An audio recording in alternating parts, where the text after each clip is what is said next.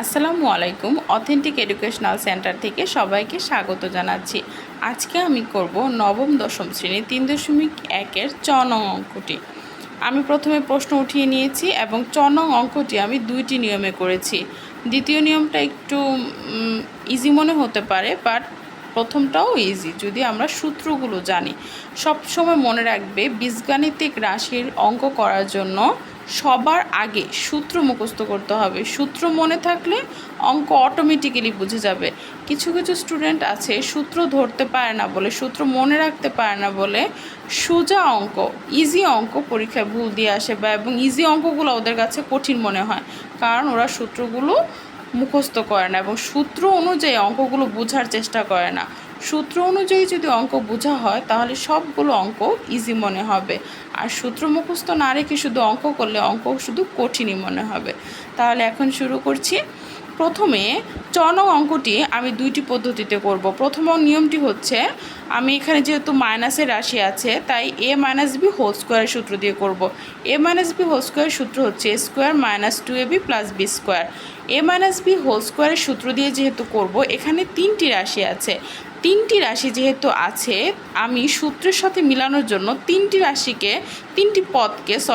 পদ আছে, এই তিনটি পদকে আমি দুইটি পদে রূপান্তর করব। তাহলে আমি কি করেছি, ax - byকে ফার্স্টে a বানিয়েছি, আমি এটাকে ধরবো a, আর বাকি যে অবশিষ্ট -cx আছে সেটাকে আমি ধরবো b। তাহলে এখন আমার হয়ে গেছে a - b হোল স্কোয়ার। তাহলে সূত্র কি হবে, a স্কোয়ার। আমি মুখে বলবো a স্কোয়ার, কিন্তু আমি যাকে a ধরেছি তাকেই, এই যে আমি এটাকে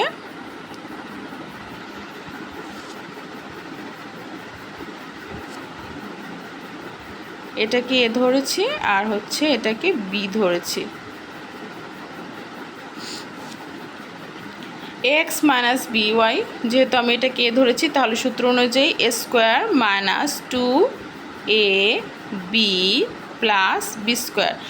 তারপরের লাইনে এখানে আবার এই দুইটা পদের মধ্যে আবার হোল স্কোয়ার আছে, তাহলে এই পদটাকে ধরবো a, এই পদটাকে ধরবো b।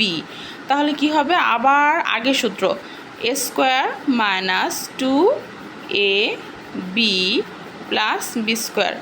এতটুকু জায়গার পরিবর্তে আমি সূত্রে রূপান্তর করে এতটুকু জায়গা পেয়েছি। এখন বাকি জায়গাটা কি, এখান থেকে শুরু হবে। এখানে তিনটা রাশি একসাথে গুণ অবস্থায় আছে, এই 2ax - by ইন্টু cz। আমি কি করব, এই 2 এবং czকে আগে আগে গুণ করে ফেলবো। তাহলে 2 আর cz আগে আগে গুণ করলে কি হয়, 2cz, আর বাকিটা ব্র্যাকেটের যা আছে তাই রেখে দেবো, x - by, ঠিক আছে। তারপর প্লাস cz হোল স্কোয়ার, এটা যা আছে এটাকে বর্গ করলে কি হবে, c স্কোয়ার z স্কোয়ার। অনেক সময় অনেক স্টুডেন্ট কি করে, দুইটা এরকম রাশি যদি থাকে বর্গ নির্ণয়ের ক্ষেত্রে শুধু এরকম লিখে সি জেড স্কোয়ার। এটা কিন্তু ভুল হবে, কারণ সি এবং জেড দুইটাই গুণ অবস্থায় আছে, তাই আমাকে বর্গ করতে হলে সি এর উপরও স্কোয়ার দিতে হবে, জেডের উপরও স্কোয়ার দিতে হবে। আবার আমার কিছু কিছু স্টুডেন্ট মাঝে মধ্যে কীরকম ভুল করে আমি একটু দেখাই সাইডে নোট করে।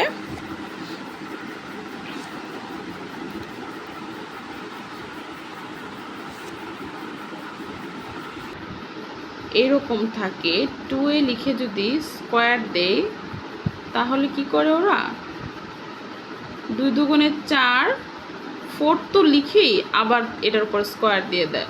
আমি তো 2কে বর্গ করার ফলেই 4 হয়েছে, তাহলে আমি যদি আবার স্কোয়ার দিই তাহলে আমার অঙ্কটা কি সঠিক হবে, একদমই না। তাহলে অঙ্কগুলো করার সময় একটু বুঝে করলে প্রত্যেকটা অঙ্ক কিন্তু ইজি, এবং একটা অঙ্ক পারলে তার মতো আরও অনেকগুলো অঙ্ক করা যায়। তাহলে আমরা পরবর্তী অংশে যাচ্ছি। তারপর এখানে কি হচ্ছে, এই যে একটু এইমাত্র বুঝালাম a x দুইটাই গুণ অবস্থায় আছে, তাই এটার উপরে বর্গ চিহ্ন আছে, a স্কোয়ার x স্কোয়ার লিখলাম মাইনাস 2ax by একসাথে গুণ অবস্থায় আছে। আমি কি করব, 2ab xy লিখবো। এখন বলতে পারো যে কেন, আমি তো চাইলে 2ax_by লিখতে পারতাম, হ্যাঁ লিখতে পারতাম, বা এটাকে একটা চক্রক্রমিক নিয়ম অনুসারে লেখা হয়, যেরকম আমরা ABC এর ক্ষেত্রে এ আগে, তারপর বি, তারপরে এক্স, তারপরে ওয়াই। এছাড়া আরও একটা চক্রক্রমিক যেহেতু বলেছি, আমি জাস্ট একটু সাইডে রাফ করিয়ে দেখিয়ে দিই। ধরো একটা বৃত্ত, এই বৃত্তটাকে আমি 3টা ভাগ করলাম, বা যতটা ভাগ করলাম, ধরে নিই যে আমি 3টা ভাগ করেছি। 3টা ভাগের এই অংশের নাম হচ্ছে এ, এই অংশের নাম হচ্ছে বি, এই অংশের নাম হচ্ছে সি। যেহেতু বলেছি ক্রমিক মানে কি একটার পর আরেকটা, আর চক্র মানে হচ্ছে কি বারবার চক্রাকারে ঘোরা, কোনো বৃত্তাকার কোনো পথ। তাহলে ক্রমিক মানে পরবর্তী, তাহলে এরপর আমি যদি পরবর্তী ধাপে যাই তাহলে কি হবে, এ বি, বি থেকে যদি যাই বি সি, সি থেকে যদি যাই তাহলে কি হবে সি এ, সি থেকে যদি যাই তাহলে কি হবে সি এ। এসি আমরা লিখবো না। যখন ছোটো ক্লাসে 6 এবং 7-এ অঙ্ক করানো হতো তখন ওদের কিছু অঙ্কের উত্তরের মধ্যে এসি লিখতো, কারণ ওরা তো ছোট, ওরা এত চক্রক্রমিক এগুলো ওদের মাথায় এতটা সহজে ঢুকবে না। কিন্তু বড় ক্লাসগুলোতে যেমন 8, 9, 10 এদেরকে কি হয়, বা বড় ক্লাসে হায়ার ম্যাথমেটিক্সের অঙ্ক করার সময় এই চক্রক্রমিকের নিয়মটা ফলো করা হয়। আচ্ছা, তাহলে এখান থেকে গুণ করে কি আনলাম, 2abxy প্লাস by এর উপরে স্কোয়ার চিহ্ন আছে, তাহলে কি লিখবো b² y² মাইনাস, এখন আমি কি করব, এই যে এই রাশিটা 2cz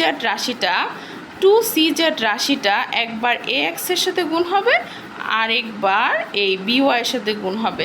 তো যদি আমি 2cz রাশিটাকে axy এর সাথে গুণ দিই, গুণ দেওয়ার আগে আমাকে চিহ্ন ঠিক করতে হবে। ax এর সামনে আছে প্লাস এবং 2cz এর সামনে আছে মাইনাস, তাহলে যদি গুণ করি প্লাস আর মাইনাসে গুণ করলে কি হবে মাইনাস। ওকে, এবার 2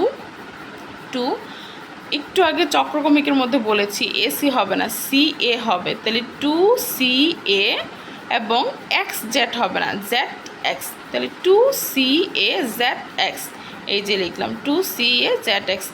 এবার যেহেতু 2CZকে x এর সাথে গুণ করে ফেলেছি, এখন 2CZকে by এর সাথে গুণ করব। তাহলে আগে চিহ্ন ঠিক করব, এখানে by এর সামনে মাইনাস, এখানে 2CZ এর সামনে মাইনাস, মাইনাস এবং মাইনাস গুণ করলে কি হবে প্লাস। তারপর কি করব, 2b লিখব, তারপর সি, চক্রক্রমিকের নিয়ম অনুযায়ী BC, 2BC YZ, তাহলে কি হবে 2BC YZ। তারপর এই যে এখানে অবশিষ্ট c² z² যেটা আছে সেটাই লিখে ফেললাম। তারপর এখন শুধু উত্তরটাকে আমি সাজিয়ে লিখে ফিনিশিং করে দিব। তাহলে সাজিয়ে লেখার ক্ষেত্রে আগে কি করতে হবে, কি লিখব, a² x²কে আগে লিখব, b² y², তারপর c² z²কে, তারপর বর্গ চিহ্ন যেগুলোর মধ্যে আছে সেগুলোকে আগে লিখে ফেললাম। তারপর নিয়ম অনুযায়ী কি হবে -2abxy, যেহেতু abxy লিখে ফেললাম। তারপর এখানে আছে -2CA ZX, CA ZX যেহেতু এটা পরের রাশি তাই এটাকে আমি পরে লিখবো, তার আগে লিখে ফেলবো +2BC YZ, +2BC YZ, সবশেষে লিখবো -2CA ZX। এই হলো আমার একটা পদ্ধতি। তারপর আমি এখন বিকল্প পদ্ধতিটা দেখাবো। এই যে বিকল্প পদ্ধতিটা আবার আমরা অন্য সূত্র দিয়ে করব, যেহেতু 3টা রাশি আছে তাই তিনটা পদ আছে, তাই 3টা পদের আবার একটা আলাদা সূত্রও আছে। কি সূত্র, a + b + c² = a² + b² + c² + 2ab + 2bc + 2ca।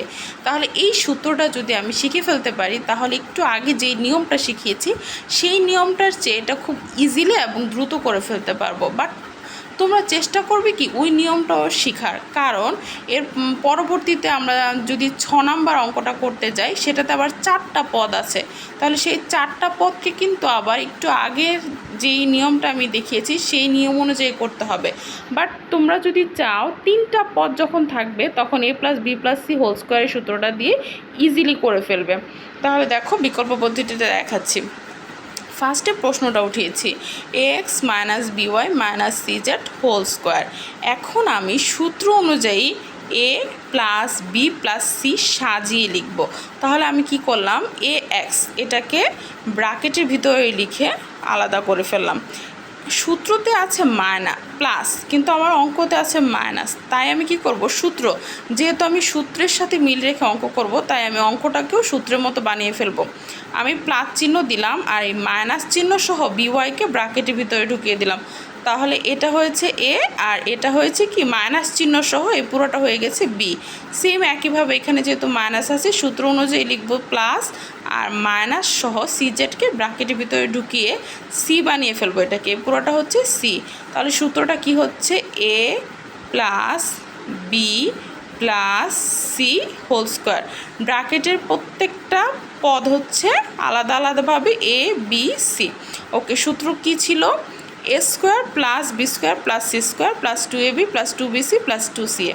তাহলে যেহেতু আমি এটাকে এ বানিয়েছি তাই এ লিখে স্কোয়ার, তাহলে এ স্কোয়ার হয়ে গেল, প্লাস বি যেহেতু এটা বি লিখে square b square plus c এটা তাহলে সি স্কোয়ার।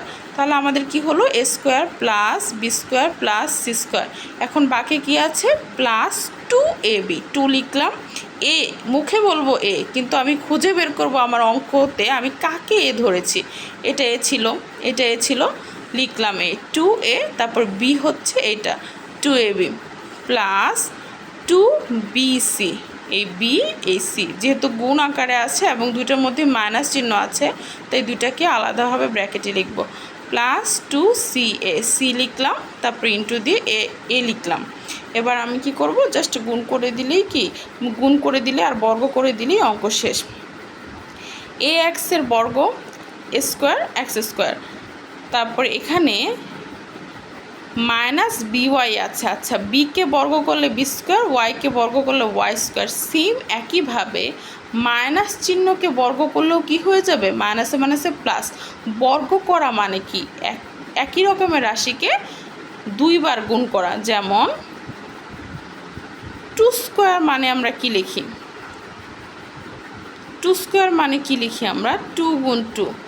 তাহলে মাইনাসের উপরে যদি স্কোয়ার থাকে তাহলে সেটা কি হবে, মাইনাস মাইনাস গুণ মাইনাস, মানে হচ্ছে মাইনাসে মাইনাসে গুণ করলে প্লাস। তাই এখানে কি হয়েছে, B Y minus B Y আছে, তাই বর্গ করার বর্গ চিহ্ন থাকার কারণে প্লাস হয়ে গেছে। সেম এটা একইভাবে C Z square C square Z square, বর্গ চিহ্নের জন্য মাইনাসটা প্লাস হয়ে গেছে। এখন গুণ করব, যেহেতু এই তিনটা গুণ অবস্থায় আছে, তিনটাকে গুণ করার আগে আমি দেখব আমার অঙ্কতে কোনো মাইনাস চিহ্ন আছে কি না। এই যে এখানে মাইনাস আছে, তাহলে এই প্লাস আর এই মাইনাসে গুণ করলে কি হবে, প্লাসে মাইনাসে মাইনাস। তাহলে তারপর সাজিয়ে লিখব 2ab xy। তারপরে চলে যাব, এখানে একটা মাইনাস এখানে একটা মাইনাস এখানে একটা প্লাস। ওকে, আগে মাইনাস আর মাইনাস গুণ করে ফেলি। মাইনাসে মাইনাসে এই দুটোটা মিলে হবে প্লাস, আর এই প্লাসে কী হবে, প্লাস দিলাম প্লাস চিহ্ন, তারপর 2bcy z।